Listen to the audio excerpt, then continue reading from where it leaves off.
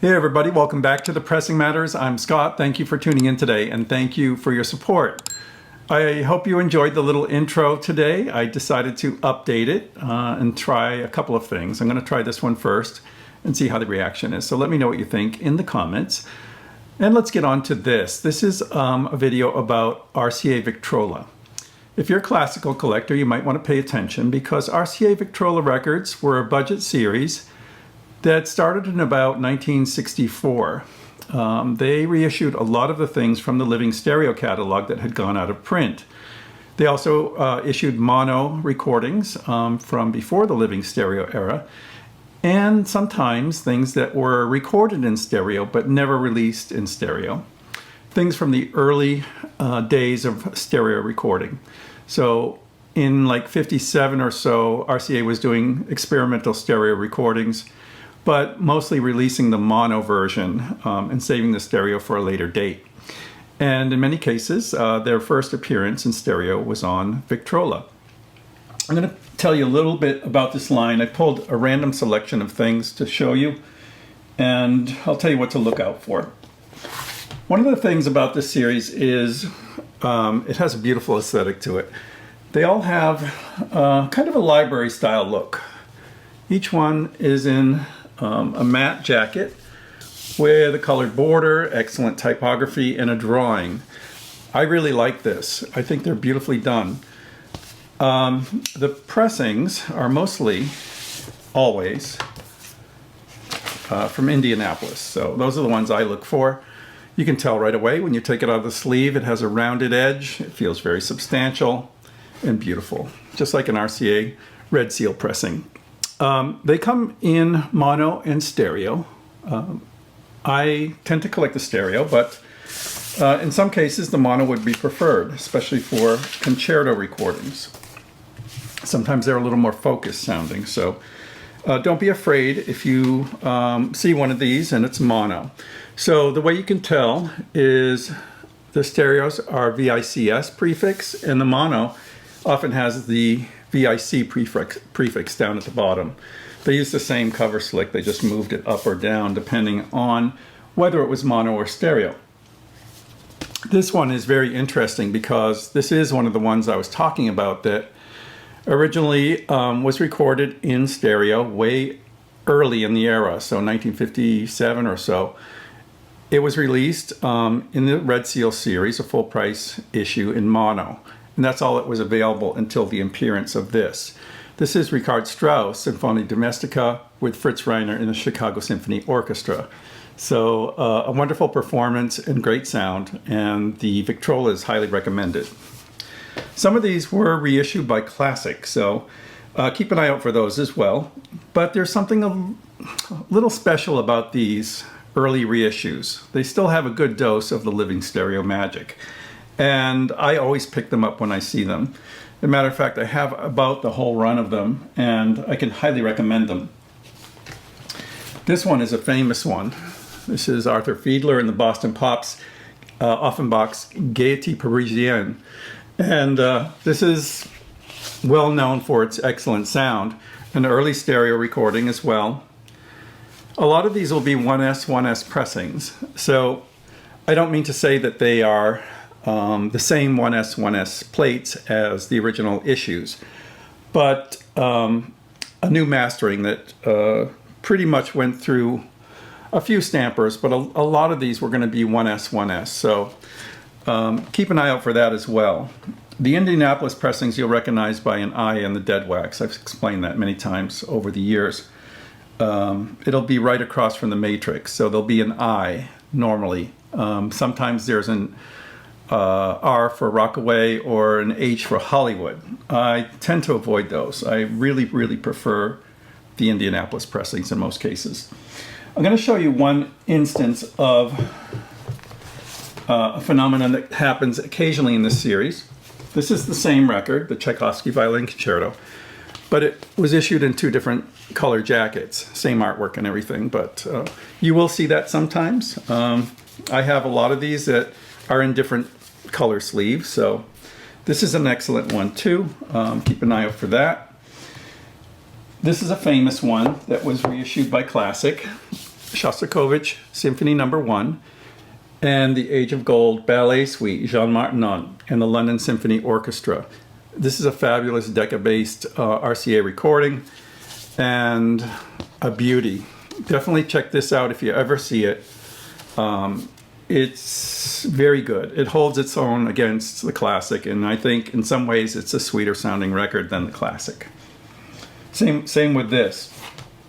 This first made its appearance in modern times on classic records, but its first appearance in stereo was on Victrola, and this is the original.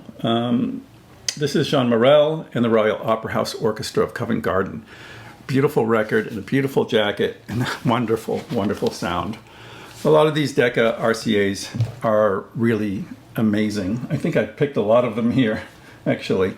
Here's a beauty. This is Rachmaninoff Concerto No. 1 and Strauss Burlesque by Janis, Chicago Symphony, and Reiner. Look at this cover, how gorgeous it is. I just love these. I love the matte jackets. The liner notes are the same from the earlier full price issues. So you get the same liner notes, same pressing quality pretty much. You know, I'm not going to say in every case they are better or worse, but they are case-by-case basis, of course, like with anything. Here's another great one. I have an original of this. It took me years to find it. It's in beat-up condition. I never see the original. I'm going to show you a quick image of the cover if I can, because most people aren't familiar with it. It's Chopin Piano Concerto No. 1 and Mendelssohn Capriccio Brilliant with Gary Graffman, the Boston Symphony Orchestra with Charles Munch. Another beauty. Really, really nice. So glad to have this one. This is a famous one from Reiner. Richard Strauss, two-tone poems, so Death and Transfiguration, and Till Eulenspiegel's Merry Pranks. So this is another famous early Living Stereo title that went out of print pretty quickly, and then it reappeared in the Victrola line. So another great one to keep an eye out for. In this case, it's a 1S 7S. So you'll see the same type of pressing numbers that you see on the full price series. Okay, I'm going to get to a couple that are really unbelievable. I just cleaned these on the degritter that I borrowed for a while since I was doing a bar talk overview for the Audiophilia live stream. I cleaned this up and listened to it, and it's spectacular. It has a wonderful dose of Living Stereo magic. A very famous performance, one of the best. If you ever see this, definitely get this. I have many, many reissues of this. This is what it looks like in its original form. This is the Analog Productions version, which I love. This is Classic Records by Bernie Grunman, which I like. I think I like the Analog Productions a little better.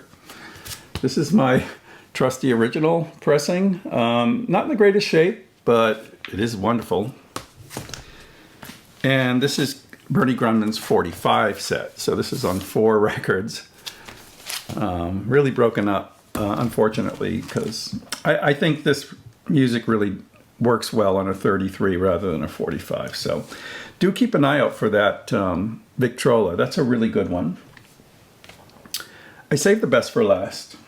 I'm going to have a little story about this. So, when I was in New York, I lived on the Upper West Side. I was reading the Absolute Sound quite a bit. I would be at the newsstand when the next one came out. And I was looking through the ads in the back.